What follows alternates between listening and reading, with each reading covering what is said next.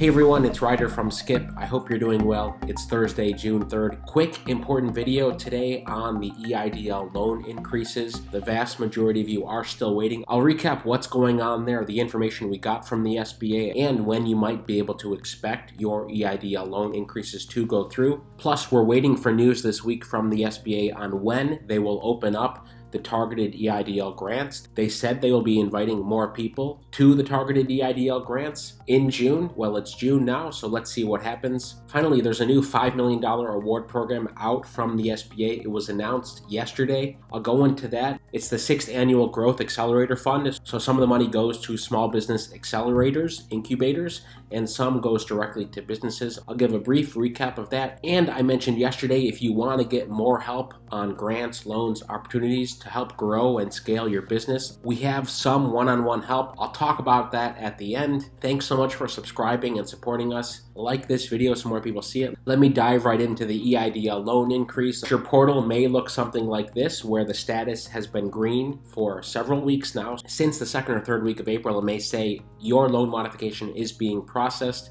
and give you a quote amount up to $500,000. $500,000 is the limit. So in this example, you see the $500,000 limit, and below that, of course, you see your advanced status. Some of you are 3 for 3 on the advances from the EIDL advanced, targeted, and supplemental. In fact, only around 60,000 people have received all three. That's based on the data the SBA released last week. I think tomorrow we will get a new data report from the SBA on targeted and supplemental approvals. But the big thing is the EIDL loan increases because millions of you have requested it. So we put up this poll this morning, over 1,000 votes so far. If you applied for an EIDL loan increase, have you received it yet?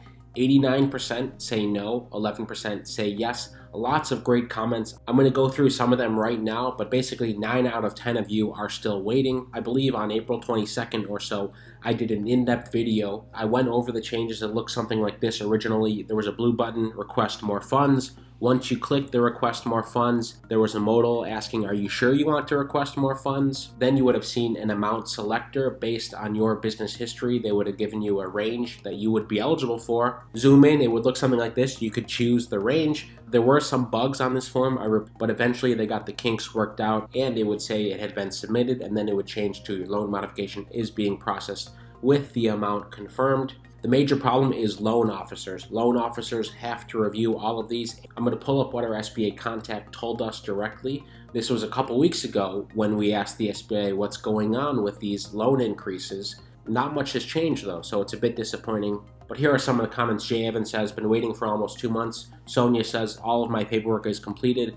The green, your loan modification is being processed icon has not changed for 6 weeks. So Sonia, that's the case for many people, so you're definitely not alone. Gary says, Edna says, same here, nothing changed since I applied.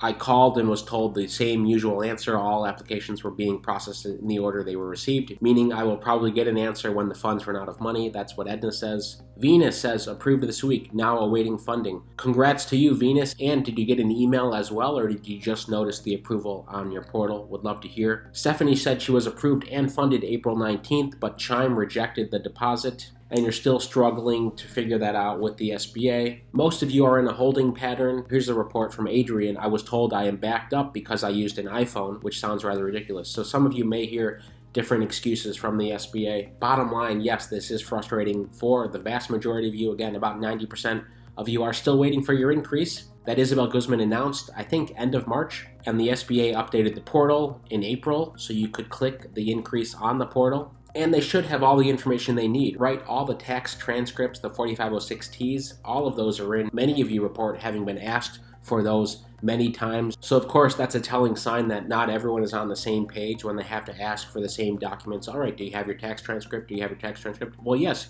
you've probably submitted it multiple times. Maybe the loan officer is just confused. And there have been no reports on this from the SBA, why it's taking so long. But here are the tips from our SBA contact. It's a good idea just to make sure you're not missing documents. Chances are good that everything is in and you're just in the queue to be reviewed by a loan officer. That's what we assume. However, there may be a case that you've been put in a pile on the side of things and you don't know it, and you're not in the queue and no one's actively looking out for your application. So if it's been a while, it can't hurt to email them to check in.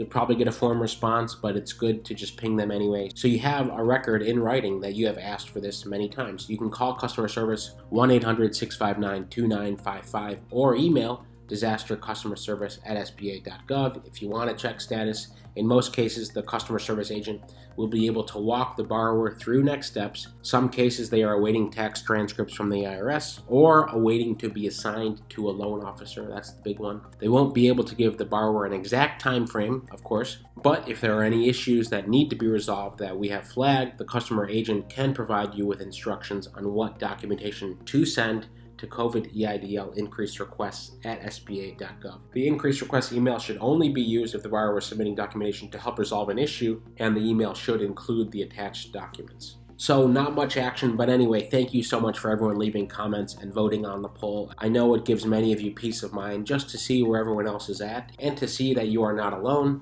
SBA announced this, the 6th Annual Growth Accelerator Fund, $5 million in prizes. Okay, so here's who's eligible. I'll also leave a link to this in the description. The 2021 Growth Accelerator Fund Competition and Small Business Innovation Research, that's SBIR, not that intuitive.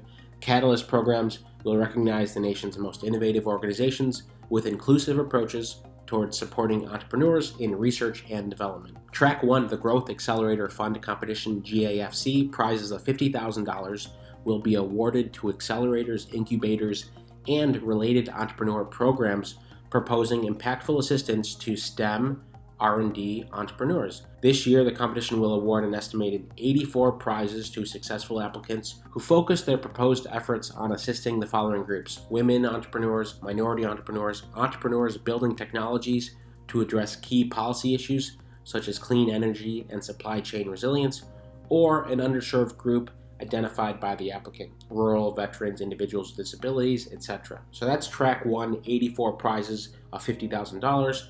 Track 2, SBIR Catalyst, again, that's a small business innovation research. 7 additional prizes of $150,000 will be awarded through this program. This is for organizations that will scale collaborative partnerships and build regional collaborations in support of SBIR, STTR applicants and awardees. That's a bit vague, but I'll try to dig into this and find out more specifics here. Who might be eligible for the Spur Catalyst track? For both tracks, applicants must submit a brief 12-slide presentation addressing the relevant elements of their track and the video narrative of no more than 90 seconds. Panels of expert judges from the private and public sector with experience in early-stage investment, entrepreneurship, academia, startups, and economic development will review proposals. You can go to sbir.gov/accelerators to find out more. It is open now through July 2nd, and winners will be announced in early August. So here's the information page, sbir.gov/accelerators, link in description if you want to find out more. Finally, if you want more one-on-one funding help for your business to find out about programs, grants, and loans that may exist for your business,